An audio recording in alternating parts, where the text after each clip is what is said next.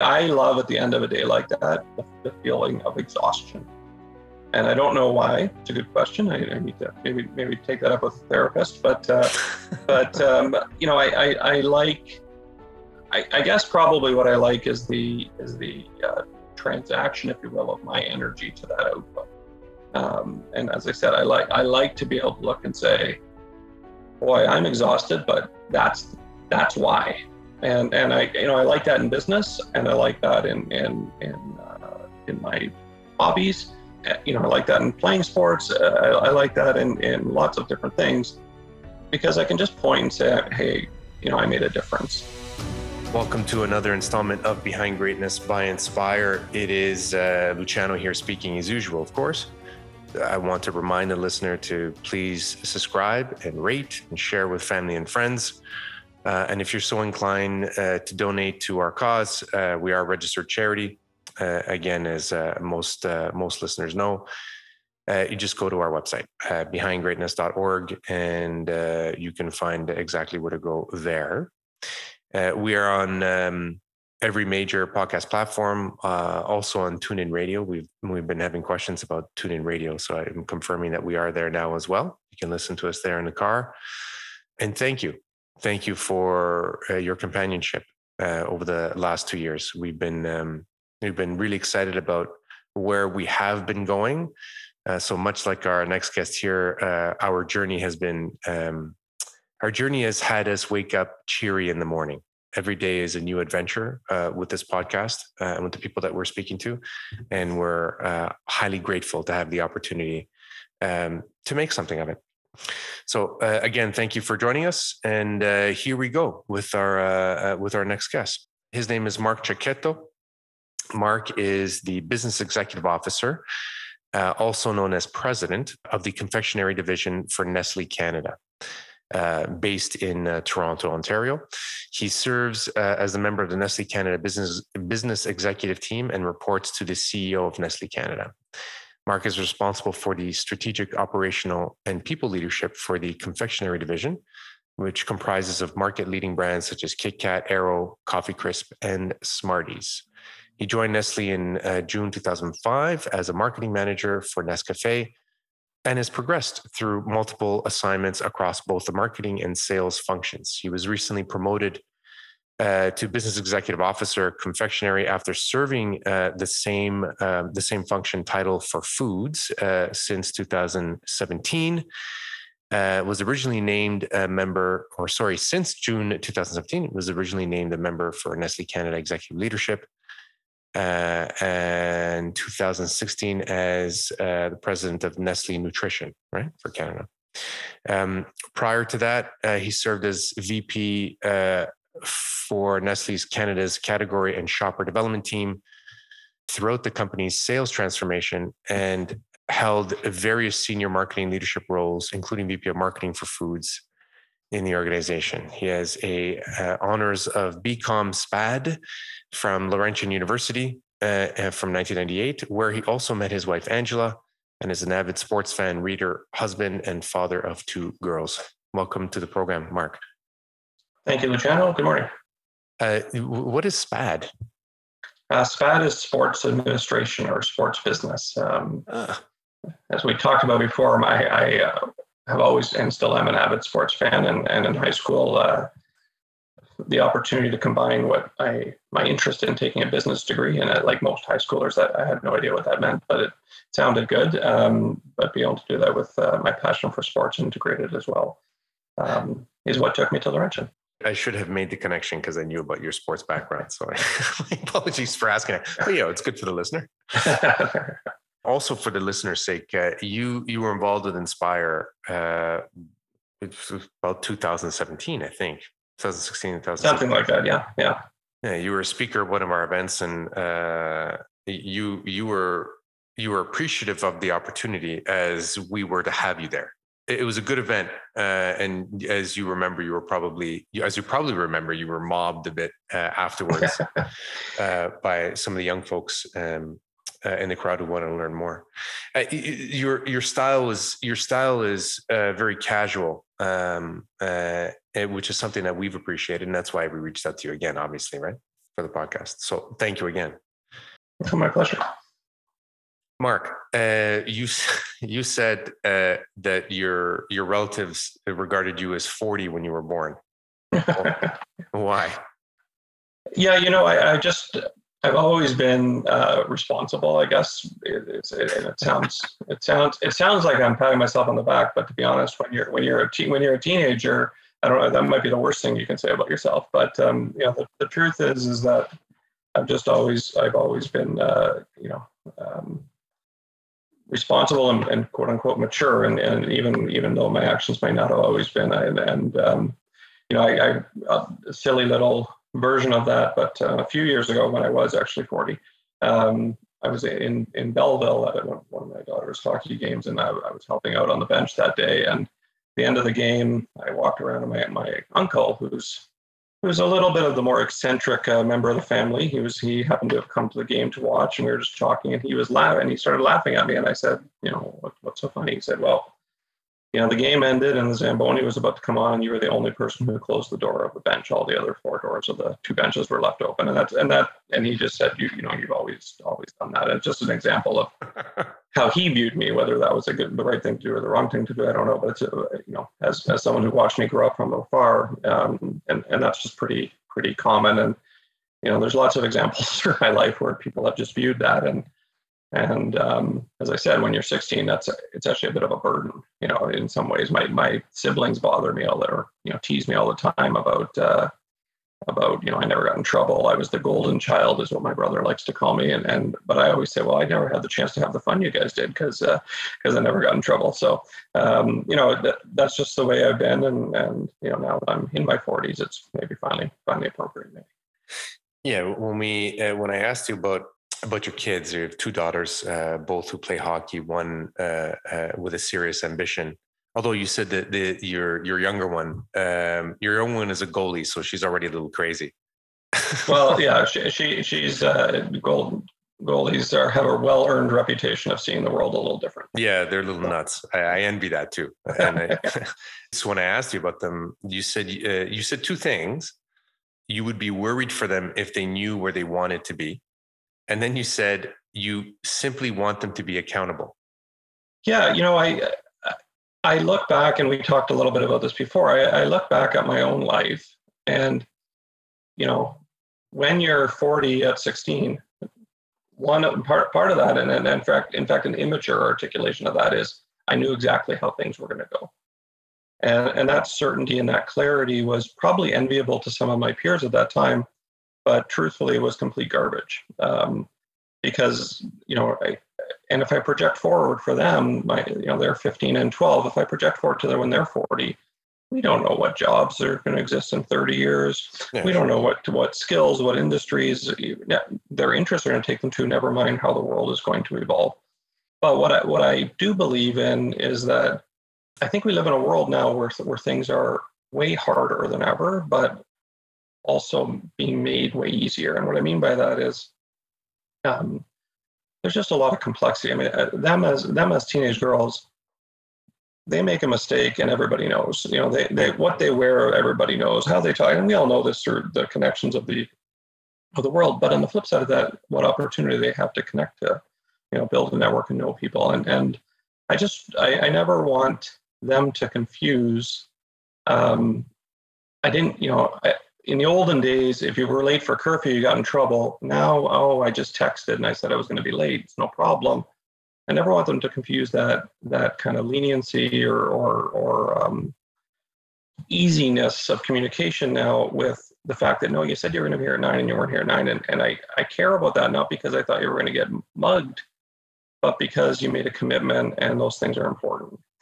And that, to me, that accountability of people saying what they're going to doing what they say they're going to do, and being able to be, respected and expected to deliver on things and ideally over deliver what they've given. To me, those are things that in the world, no matter what path they go down, are valuable to them as people, but ultimately in their professional careers as well, and honestly in their personal relationships as well.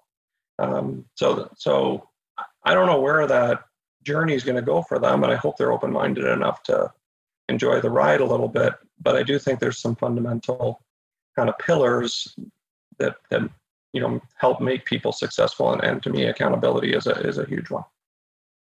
So what does that mean, successful to you? What do you mean by that? It's a great question. And I don't, to me, it's part of that journey statement. I just want them to be happy, and I want them to have the things that they want in life. And I also want them to realize that the happiness and the things aren't the same thing. Meaning that, they might look here and say right now, I want to be able to go on Caribbean vacation, for 6 months every year or whatever, whatever ideal versions of teenagers' lives, when I'm 40 years old, this is what I'm going to be. And then they might get there and they might be able to afford that or not be able to afford that, but that's not the happiness. So again, to me, I view that accountability as a bit of an unlock to their happiness, because to me it unlocks their ability to be themselves, their ability to have relationships that are healthy and fulfilling, their ability to try things and fail, their ability to try things and succeed, and ultimately to be able to say, hey, I'm enjoying life. And we talked a little bit last time about when you read my long and convoluted bio that makes it seem so much more spectacular than my career is, but people read those things and they have expectations of me based on my title or based on whatever. And what I've learned and what I hope I can pass to my kids, and I think this is true for anybody, is that ultimately I'm a human first. And ultimately, I'm happy or not happy based on the things that make me happy or not happy. And, career success, accolades, money to a degree, those things are nice to haves. But if I have those and I don't have satisfaction, then I have a problem. I met earlier this week with someone who's a current student, and she's interested in a couple different career paths. And she asked me, if she were me, should she choose career path A that is much more lucrative, or career path B that she is much more attractive to her? And and I said to her, well, to me that's a no-brainer. If you choose the lucrative one but you're not happy, A, you're not going to be good at it. B, you're not going to be happy. So no matter what, you're not gonna enjoy that, and it's always the one that you're enjoying that should matter to you. You also shared something with me, and it wasn't a surprise because I've seen you in action at that one event, as I mentioned. So we were talking about networking, and we're talking about your experience, because we're about the same age. That coming out of university, applying for a job, I mean, we would fax. I remember this. We would fax folks, and it would take. I'm using your words, but they were true for me too. To fax 100 people would take you a hell of a long time. Right now, to reach 1,000 people take a few minutes. Yeah. I exaggerate a bit, but I mean that's the world shift that we've seen. But to again use your words, you are merely a human being, and so what you told me, you said you get a lot of energy from people who are keen and energetic. And the other thing you've said, when you talk about young people or interns or folks in your organization as well, who are really grateful for your time, you said, are you kidding? 2 hours of my time that I give to them over a coffee energizes me for a week. Yeah, no, it's completely true. And the possibility that most young people have in their career, the potential and the energy that they have about the future. For me now, 25 years into my career, the path forward is, the next 10 or 15 years is a lot more defined than my first 10 or 15 years. So when you're sitting there at, 25 or 22 or 35 for that matter, and you have questions or you have uncertainty or maybe have frustration, the opportunity is enormous. And sometimes it presents itself in a very stressful way, or sometimes it seems as a huge, barrier to overcome. But the opportunity is so enormous. And to me, when people are in that situation and they want, my advice or my perspective on something, it's so easy for me. all I have to do is look back and say, here's what I think. They're the ones who have to then navigate their own journey. So I have the easiest job, just, spouting my mouth off about my perspective. Sure. But for them, they literally have this giant amount of opportunity in front of them. And, that's where I get that energy from, because it's exciting to think of the possibilities of what happens next. And it's not exciting because, you're going to be promoted. It's exciting because of the growth and the development that stands in front of them. And also, that's a huge part of my own growth and development, to learn from how they view how they're going to make their next decision, or how they view their current situation. So I say that all the time. I literally, almost every time I speak at any event, and in fact, I will say the same thing on this podcast. I don't know how many millions of listeners we have here, but when people reach out to me like that and say, "Hey, I just want to talk," I say yes. And it doesn't mean it's first thing on my calendar the next day, but I say yes, and I say yes because naturally I'm pretty introverted, but I'm also really curious, and I love to hear other people's perspectives. And particularly, people that are just starting out in their careers, I just find it so energizing, and even though it's daunting to them. And it's fantastic. Yeah, that's a great word when you say daunting, because I think what's unfair, so I agree. I get energized by being in a room of young people asking questions. When I was younger, early on in my career, I didn't know that I could ask questions. Like you, I was in a generation, kind of the in-between generation, or we were taught to sit quiet and listen to the adults. Yeah, that's right. But it's exciting to see it, because you want to encourage the questions, and you want to impart as much as possible, right, from your own mistakes in your own life. But I also feel a little sad because of the angst that young people have. And when I say young, I don't mean like teenagers or just merely 20-year-olds. Like, we're talking even 30-year-olds. It's the angst. I find that there's an angst because people feel like they need to get a job and start their career right away. Otherwise, they're going to fall behind. Yeah. And that's not a way. That's not a way to explore. And we do that. We do that to people, and it's tragic, because I think what you're doing is you're asking people to shed parts of their lives earlier on in order to develop only one dimension of themselves. Well, this is why I say it's one of my fears for my kids is that they feel like there's a super narrow path and anything else is not going to work. The truth is that we don't know.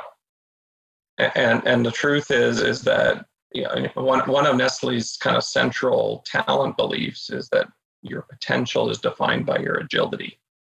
So if you think about that, what that means is, I'm a really great marketer. Okay, good. Go work in sales. And the reason for that is because when you're in more senior roles, you're confronted with lots of different types of business decision, lots of different types of people, lots of different types of interaction, and you have to quote unquote be right more often than not. So the way to build that skill is to have experiences that are different. So to me, that angst of that starting out, I think it actually. I was thinking about this a little bit, after our last conversation. I think to me, there's kind of three ways this manifests itself. One is exactly what you're talking about. I'm nervous, or I'm scared that, I'm going to fail, quote unquote. I'm in my last year of university, or in my third year of my career, or whatever. And I'm not going to get that promotion, or I'm not going to get, that dream job. And, I understand that pressure, and it's real. And I remember that pressure vividly. And I always try to say to people in this, you don't work for 40 years. If you don't get it today, but you get it in 6 months from now, is that really material? But I do understand that pressure in the moment. The second one is I know that I could get value from doing this. I know I'm supposed to network, or I know I should reach out to these people, but I don't want to, or I'm scared, or they're too busy, so I'm not going to. Yeah. Kind of the pressure. I should do something, but I'm going to do nothing while I figure out what to do. And to me, that's always a mistake. If you're lost in the forest and you have nowhere to go, sitting there means you die. Starting to walk means you get somewhere. It might be the wrong spot, but at least you're going somewhere. And then to me, the third one, which is I think actually gets weeded out pretty quickly in our industry is just apathy of, I'm doing well in school or I'm doing well in my career, but I don't, whatever.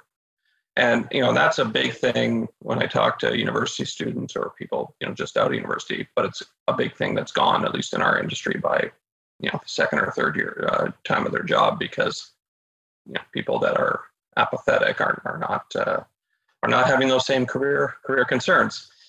So when you think of those first two challenges, the stress of it, is it going to go the way I planned, or the stress of I'm so stressed I'm going to do nothing?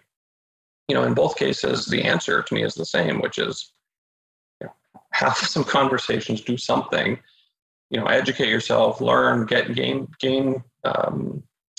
exposure and gain experience. And that doesn't have to be job experience, just gain experience from, having a coffee and having a discussion or asking a question, because it's way easier to do it the second time.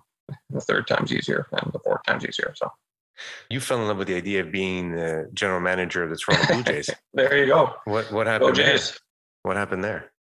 As I said, I was a high school student with good grades and good quote unquote resume and lots of opportunity to go to take business, which I didn't really know what that meant.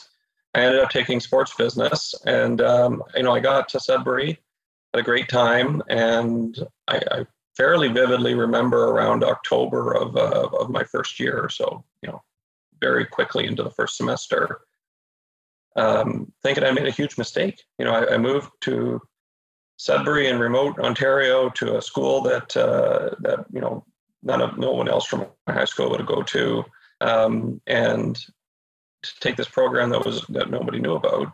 And I realized I joke and always say I didn't want to spend the first part of my career throwing T-shirts into the crowd. And what you realize in the sports industry is, the career path is long hours of really, really sort of low skill labor to start off, no matter what you're in. And we've had the stories, and ultimately people who rise to the top, of course, have much more fulfilling careers. But that I just realized that wasn't how I wanted to kind of start out my life. But here I was taking a degree in sports business. So I kind of learned that I could maybe separate my things that I was passionate about in my personal life, and still bring forth some of the things that I had an emerging passion for of marketing and of business. And those could be separate. And in fact, there's a gentleman named Dale Hooper, who I still know well today, who came and spoke to our class. And at that time, I think he was a sales rep for Pepsi. He went on to do much more senior roles and be the head of marketing for Rogers. And now he runs FanDuel Canada. And he came and spoke to our class and talked about life in CPG. And I remember that just being a bit of okay, I don't have to work in sports, and I don't have to do it. So I'd still like to be there. If Ross Atkins wants to call me right now and get my advice on the playoff rotation, I've got some thoughts for him. But I realized that the path that was so clear in my mind wasn't the only path, and luckily I was open-minded enough to realize that there were other good paths as well. You said in your work now, you like to think that you think like a sports exec. Is that what you're saying? Well, I maybe that might not be quite the right way to say it, but the score matters to me, and part of that, my belief in accountability is that there's a scoreboard in life, and what I've learned as I've gotten more senior roles is that the scoreboard isn't always the same for everybody, and the scoreboard's not always maybe what you might initially think it is, but the jobs that I've enjoyed the most, and the jobs that I've frankly probably have thrived in the most, are the ones where every day I get an email that says how much we sold yesterday, and it's still my favorite email of the day. And we have obviously a monthly commitment that we have to make, and tracking against that is still something that I get juice from. And my job now is to understand that there's different scoreboards, how we make this month, how we're setting up the business for longer term success, how we're helping the people achieve, their own development is now what my scorecard needs to encompass. But I like that concept. And, I wouldn't do well in roles that are in perpetuity. I wouldn't be a great, probably wouldn't be a great doctor. Every day you see the same people and you do the same things or whatever, and you always lose because you always have sick people. That's probably my perception of it, but my point just is that. But my perception is that scorecard's important to me, and it's something that as I said, kind of gives me the energy. Yeah, you said just to finish off that point, because you said that you like to take the pieces, you like the parts. Yeah. Well, we work for. Every time I say this, it scares me, but we work for 40, 45 years, and stuff is. Either the world's complicated, and to me, there's just putting the puzzle together is fun, and one of the fun things about CPG world and Nestle is that literally every day something different happens. I've worked at Nestle for coming up on 20 years now, and no day has been the same. And COVID has been the ultimate of that, right? I mean, March 1st of 2020, we're sitting here, trying to figure out how to launch some products, and by March 20th, we're trying to figure out if the world's going to end in 2 weeks.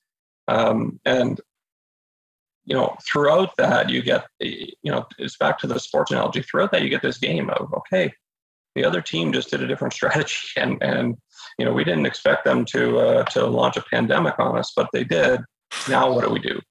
Now what do we do? And whether the other team is your competitor, your customer, your team, your boss, your whatever, it doesn't really matter. But just that constant change, and I think because of that complexity and because of that, just that variety, it can be overwhelming for some people, but it's the thing I've loved about CPG, and it's also something that I am good at. I'm good at simplifying the complex, and it's something I've tried to incorporate into my leadership style as well.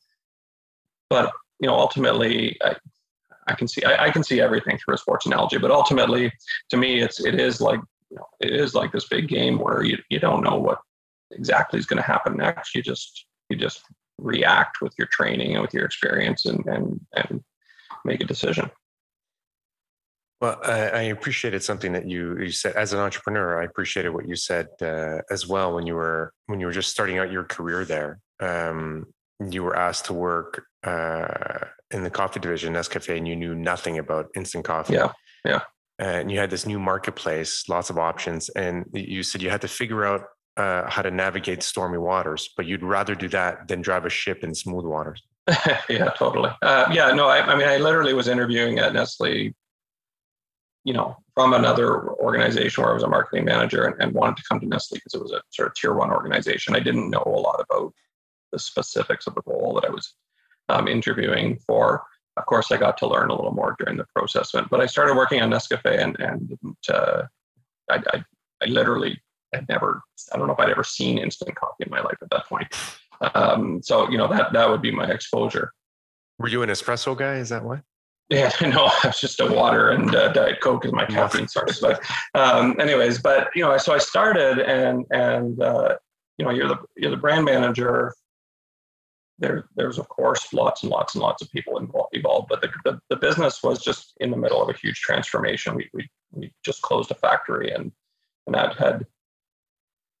that had given us nothing. We didn't know where we were getting product from. We knew that the pricing was going to have to change. We didn't know exactly the SKUs we were going to have. We just knew we needed the business, and it was actually a really cool time to join a huge company because my perception was I'm going to this massive company, and everything's going to be buttoned down. And the reality is, I started this job, and it was like, well, we have a lot of work to do to figure out to get it buttoned down. And by complete coincidence, I think, in fact, I think maybe this role that I'm in now for the last 18 months has been the only one that I've ever joined where the business was doing well. Although it was 6 months into a pandemic, so it was a different type of stormy waters. But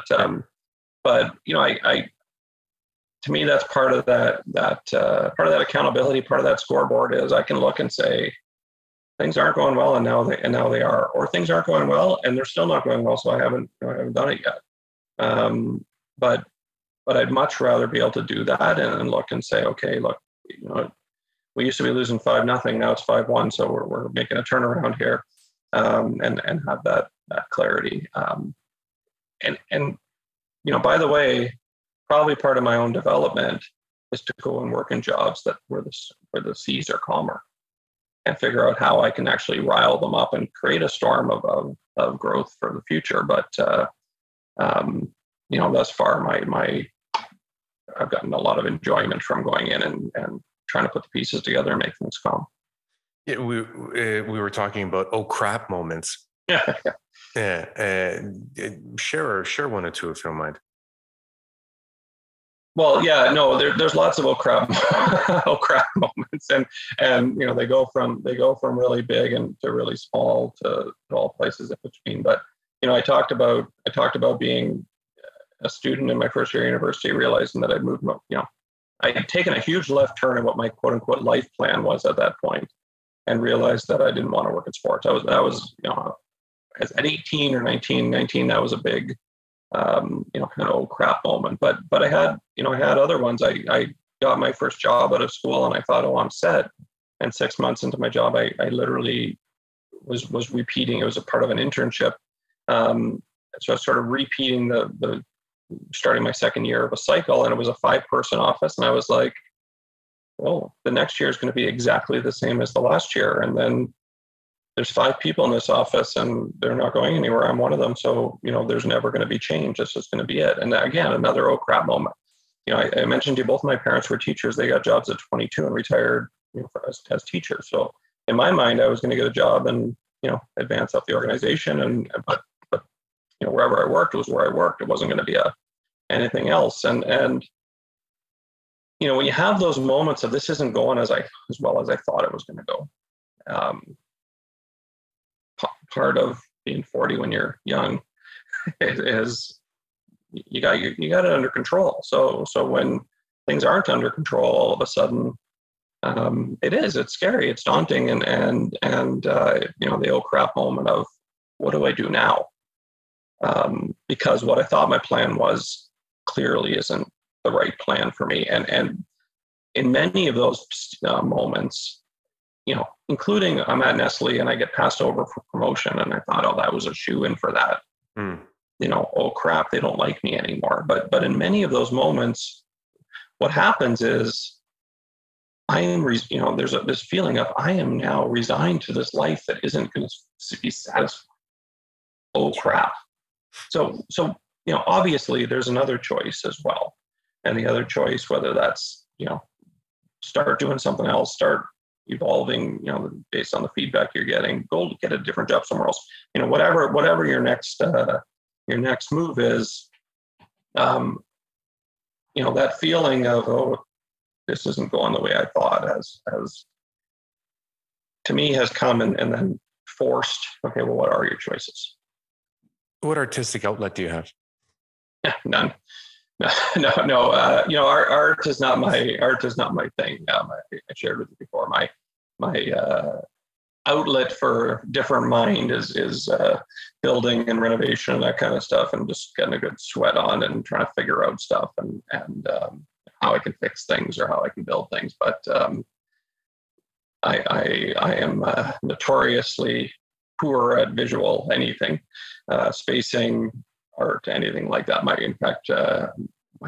My brother in particular is very artistic, and put the two of us in the room together and we see problems very differently because of that.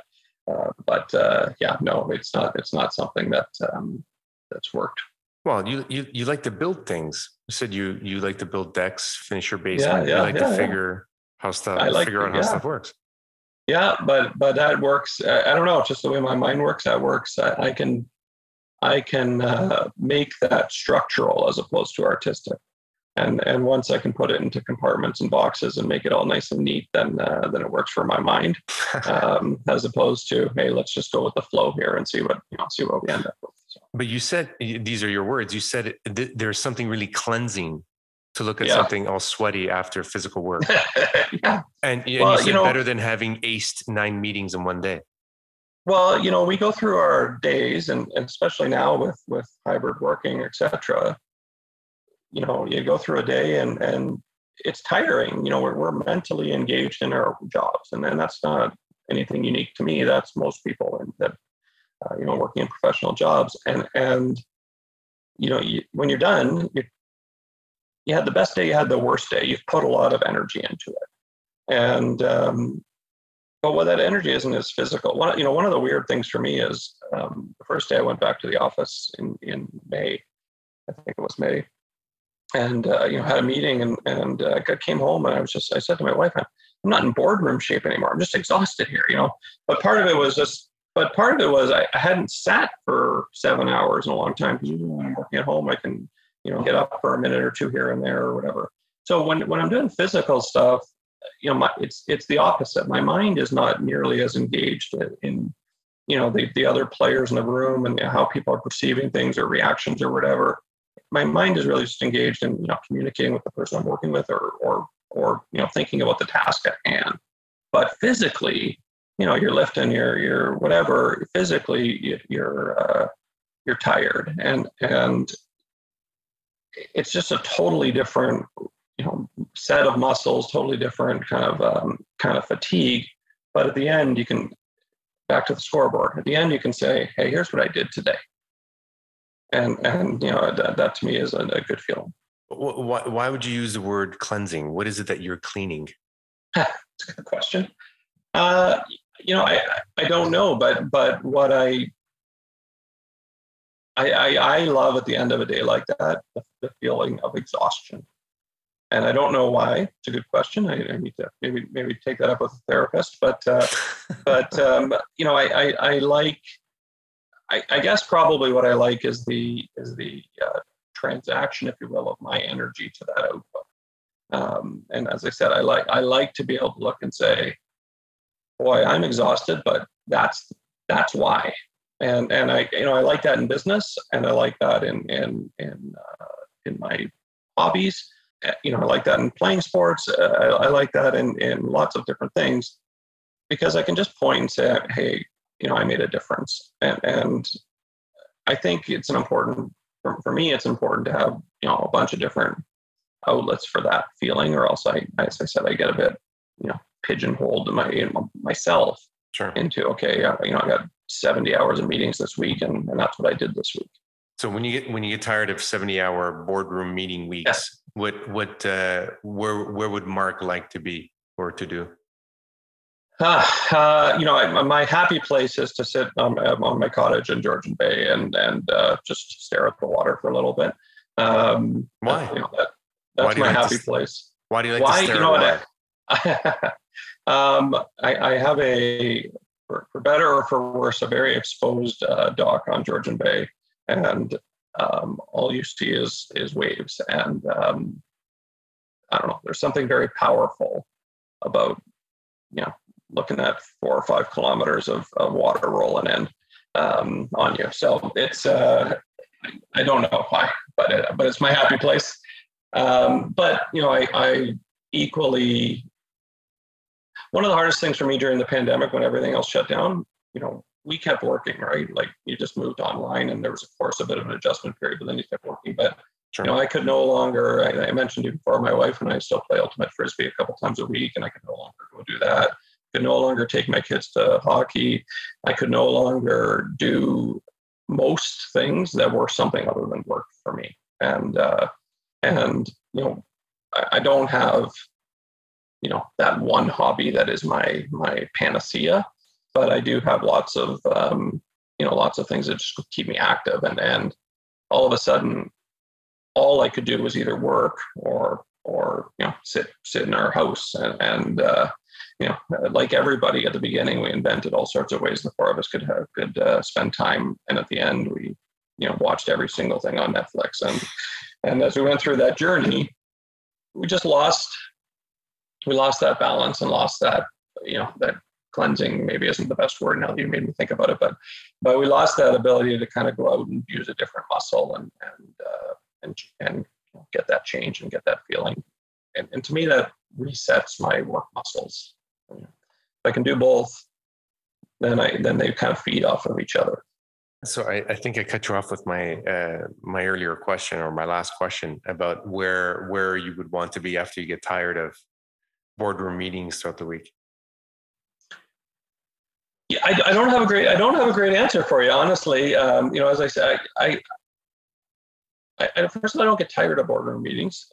I like my job, and I like I'm engaged in it. So that doesn't mean that. Of course, that doesn't mean that I would just work 100 hours a week or work till I'm 100.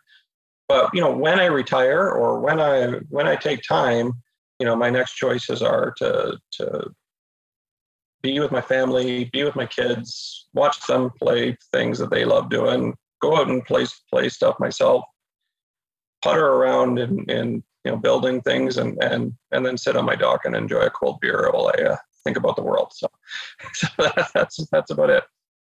So when you say think about the world, where do you think you exist after you leave the world? Oh, that's a big question. Where after I leave the world, maybe I'll answer that a little differently. What I hope is after I leave the world, that my kids can be proud of me, and that I can look back from wherever I am, from up there, hopefully, as my good Catholic upbringing would tell me.